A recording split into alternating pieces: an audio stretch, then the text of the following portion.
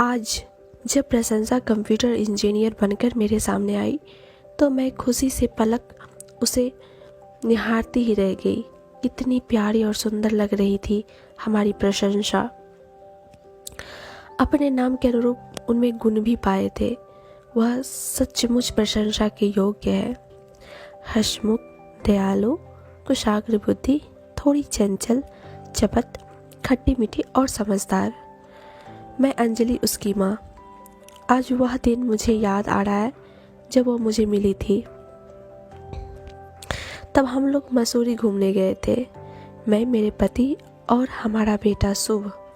पूरा दिन घूमते घूमते हम थक चुके थे। पिकनिक स्पॉट जो होटल से काफ़ी दूर और ऊंचे पहाड़ों पर था, वहाँ से लौटते समय हमें देर हो गई थी। अंधेरा हो गया था, शाम गहराती जा रही थी।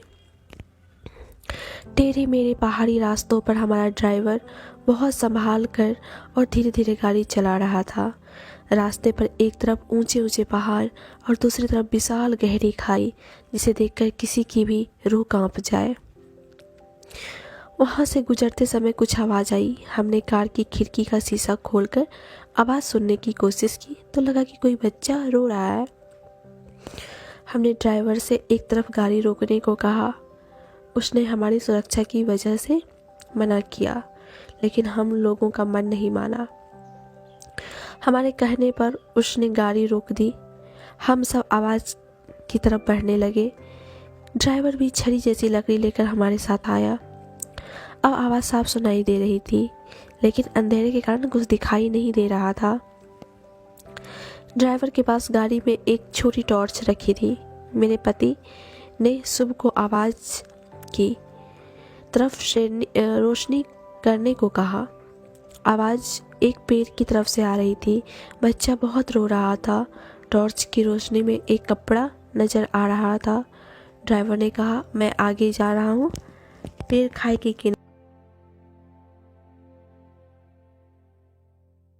किनारे था, इसलिए हमने ड्राइवर से कहा कि पहले मेरी चुन्नी अपनी कमर से बांध लो।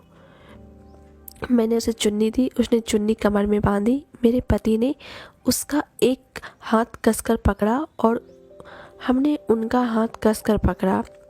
आगे बढ़ने पर ड्राइवर ने बताया कि पेड़ की डालियों के बीच में कपड़े में लिपटा एक बच्चा अटका हुआ है। हमने उसे कहा, सावधानी से डालियों में से निकाल लो। बहुत कोशिश करने के बाद उसने बच्चे को पेड़ से उतार लिया। हमने देखा कि वह एक 15-20 दिन की बच्ची है।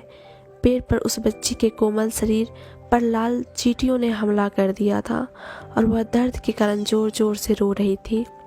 हमने अनुमान लगाया कि शायद किसी ने उसे खाई में फेंकने की कोशिश की थी और वह पेड़ की डालियों के बीच अटक गई थी। उसके शरीर से चींटियों को हटाकर हमने उसे अस्पताल ले गए और पुलिस को भी जानकारी दी। हम पूरे 7 दिन मसूरी में रहे। पुलिस ने रात दिन एक कर दिया, पर उसके माँ बाप का पता न लगा सका। पुलिस ने कहा, इसे अनाथ आश्रम में भेज देते हैं।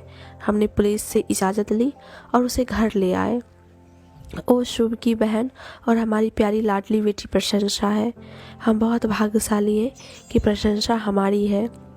थैंक्स फॉर वॉचिंग दोस्तों। आपको आज की कहानी कैसी लगी हमें कमेंट करके ज़रूर बताएं। हमारे चैनल को सब्सक्राइब करें और हमारे फेसबुक पेज को भी फॉलो करें। फिर मिलते हैं इसी तरह की अगली कहानी में। तब तक के लिए धन्यवाद।